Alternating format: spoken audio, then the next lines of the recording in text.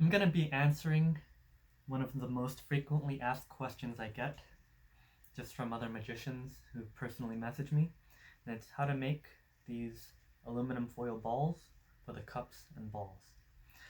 A lot of magicians struggle with them because the balls will come out sort of lumpy or uneven, or they'll roll the aluminum so that at the end it'll have a flap that unravels. Old school magicians would wrap mouse balls from computers or cork with aluminum foil, and sometimes you would end up with a ball that looks like it has a tumor, from the original ball underneath standing out. So I'm going to teach you how to make a fairly spherical solid aluminum foil ball using just 12 inches by 18 inches of aluminum foil and 2 cups. Now, the cups you use need to have a deep saddle or an indent at the top, and it should be fairly round. These are Johnson's Products cups, and to be honest, I really only use them to make balls these days because I have other cups I like to perform with. But these come in later. First things first, the way to make it so the ball doesn't unravel. That's the biggest issue people have had when they ask me about this. And the problem is if you roll the aluminum, it'll end up with a flap at the end. So what you want to do is you want to collapse the ball and hide all the seams, and I'll show you how to do that. The first step is to fold the foil over and fold the corners in. This minimizes the single ply edges like that. And again, instead of rolling it, what you do is you collapse the ball sort of inward. And it's a little bit difficult to describe exactly what's happening. The end goal is to not have a single flap anywhere, but rather several fissures, so to speak, between different sections of the aluminum. And these fissures won't unravel because they're very deep and there's nothing to catch on. So far it's looking pretty good. I don't feel like seeing anything that can catch on anything if I keep going. Now you'll notice it's not spherical yet, so I have to, at this point already, start forming more or less spherical shape out of the aluminum.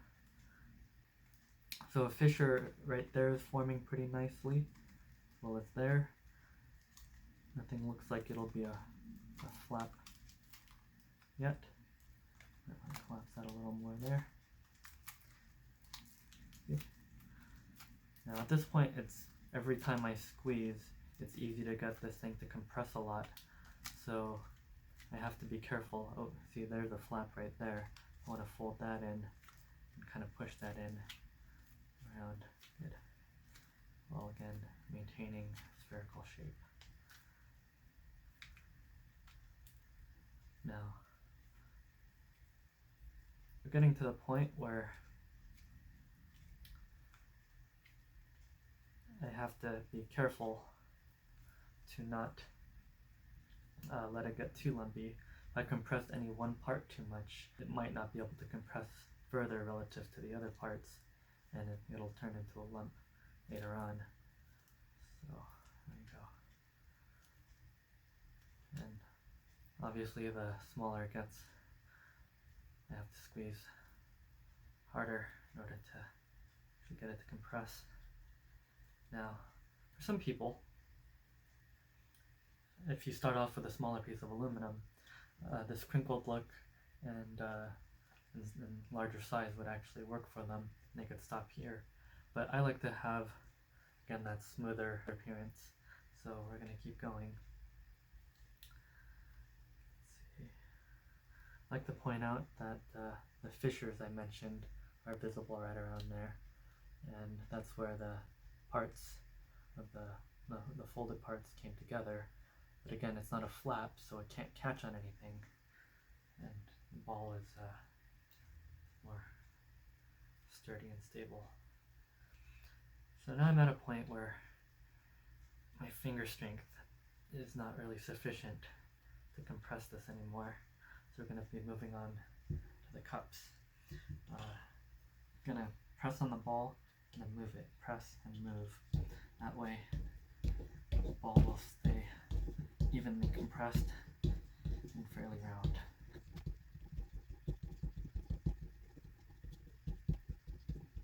Just like when we were starting out with the larger aluminum ball, once you have the metal cups to work with, it'll be sort of easy at first to compress, and will get harder and harder the smaller the ball gets. And with the hand that's turning the ball, you'll sort of feel any lumps that come up. You can turn the ball so it's facing upward and compress it, maintaining that sphere. Okay, so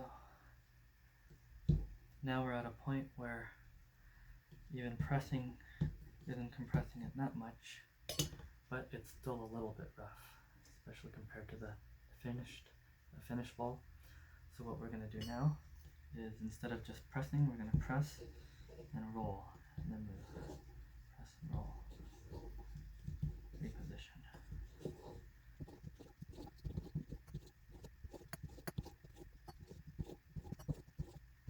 Nice thing about doing the pressing and rolling with these nice deep saddles is that you really get a nice, smooth, polished appearance on the surface of the ball.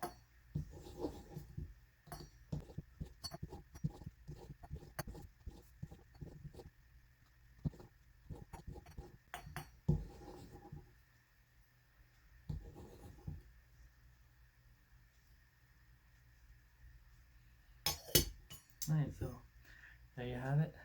You can see it's fairly spherical, nicely polished, even though there are a couple indents.